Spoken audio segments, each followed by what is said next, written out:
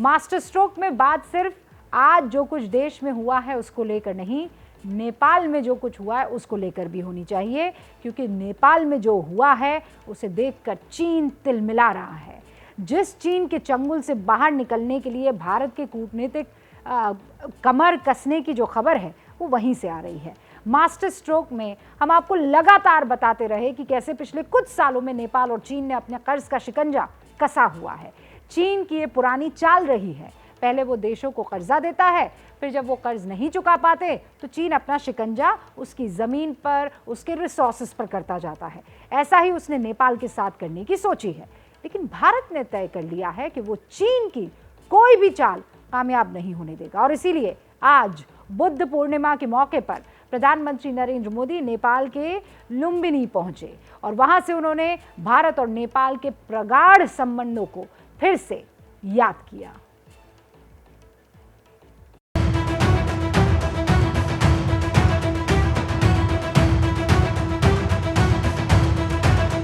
प्रधानमंत्री नरेंद्र मोदी की नेपाल के लुम्बिनी की ये यात्रा धार्मिक कम और कूटनीतिक ज्यादा थी।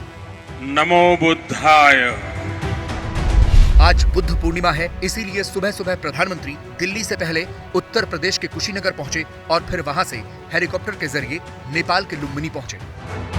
मोदी के स्वागत के लिए खुद नेपाल के प्रधानमंत्री शेर बहादुर देउबा अपनी पूरी कैबिनेट के साथ पहुंचे थे। प्रधानमंत्री मोदी का नेपाल दौरा इसलिए भी खास था क्योंकि यहाँ से वो चीन को एक संदेश देना चाहते थे।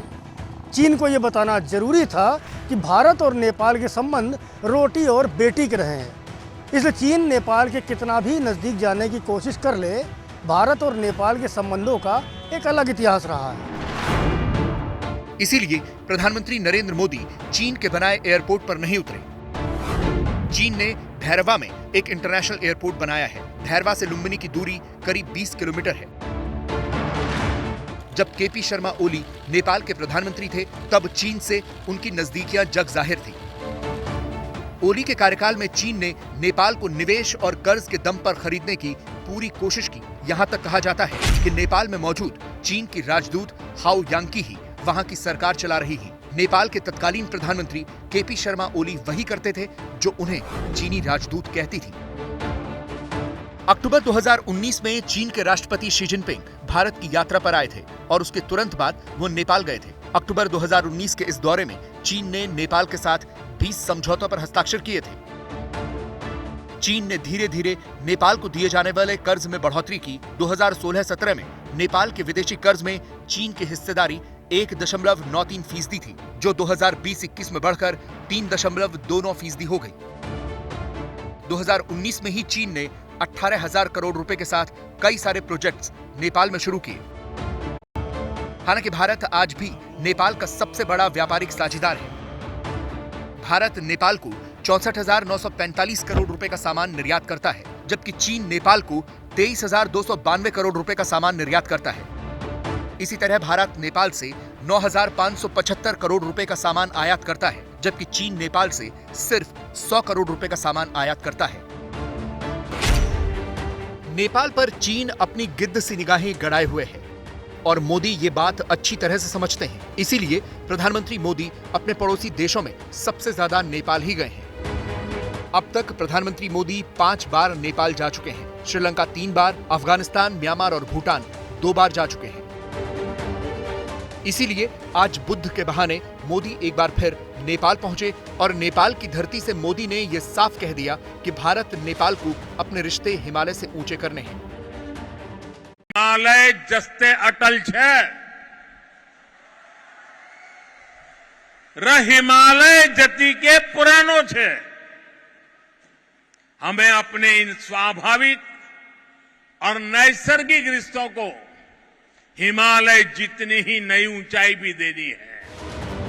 इससे पहले पीएम मोदी ने भगवान बुद्ध के जन्म स्थान माया देवी मंदिर में दर्शन किए। वहीं भारत की तरफ से बनाए जाने वाले बौद्ध सांस्कृतिक और संपदा केंद्र का भी शिलान्यास किया।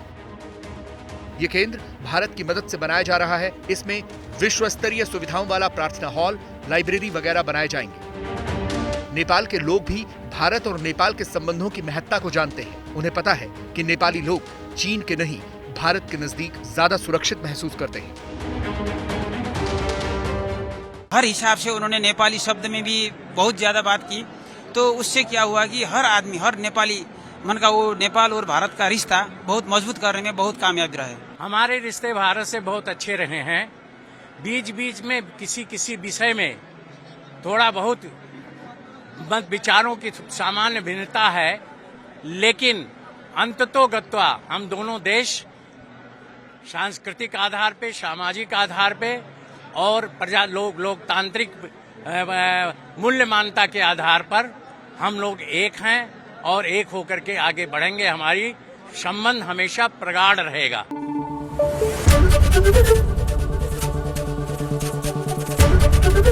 एबीपी न्यूज आपको रखे आगे।